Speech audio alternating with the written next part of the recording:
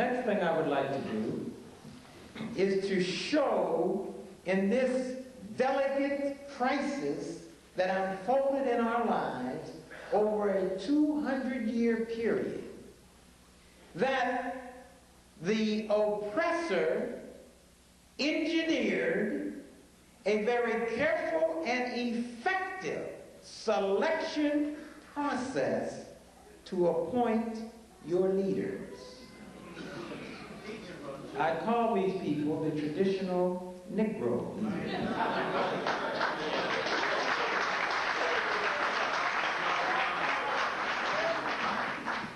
They are in control this very evening.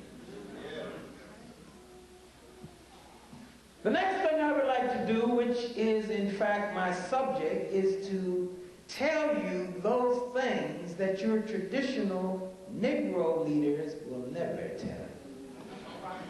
They would like to at times. They can't do it. Sometimes when they hear people like Attorney Maddox, they are filled with envy and greed because they would love one day in their life to be able to speak to you honestly. They can't do it.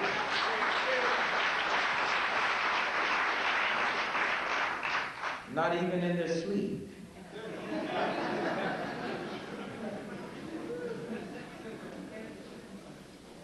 In discussing those things which the traditional Negro leaders cannot and refuse to tell you, I intend to outline practical solutions to the problems created by residents in America. Now that is a major task. It's a major task. Notwithstanding all the things that I have read and studied and reviewed, the probability exists I'm going to forget a great deal of what I read. That will hurt me after I leave here.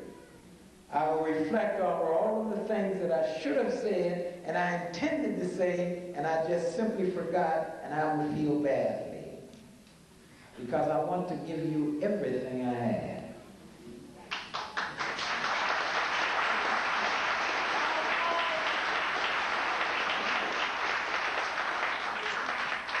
You can help me, if you will, by concentrating on knowledge.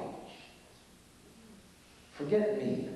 Concentrate on knowledge. You have to now become aggressive and greedy. You are speaking to your God saying, I want it all. And as you meditate, I can feel the vibrations, and those things that I would have forgotten will return. Multiplied 10, 20, 100-fold. I need you. I'm not of European descent. I cannot articulate the philosophers of old and rely upon their reason to help me deliver the truth. I must go back to the drum and the jungle where we walked as men and women chosen by the Almighty God to serve Him.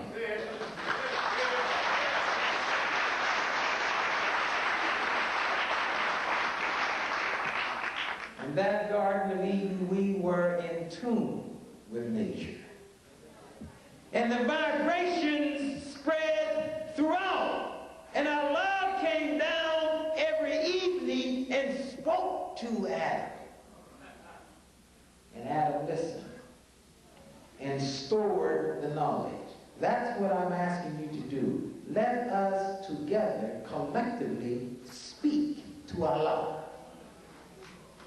And let Him provide the truth and the wisdom that is ours. Allah Akbar.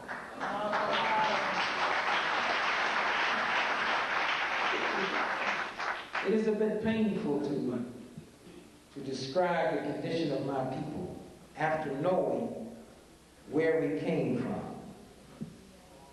Somewhere between 60–70% of our young people flunk out and drop out of school every year.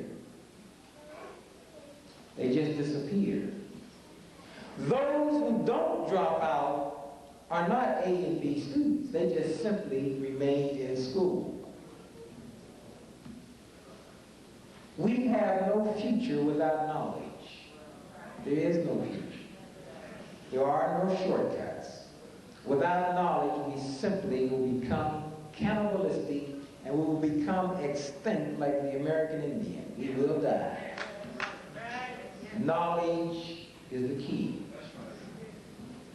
We are turning away from knowledge in masses and droves. That's a major educational problem. Psychologically, a part of our personality has been lifted. The kind of mechanism that distinguishes men from animals, the kind of mechanism that permits you to have a sensitivity has been destroyed, or at least diminished. So that we abuse our mothers, our daughters, our babies, we abuse each other.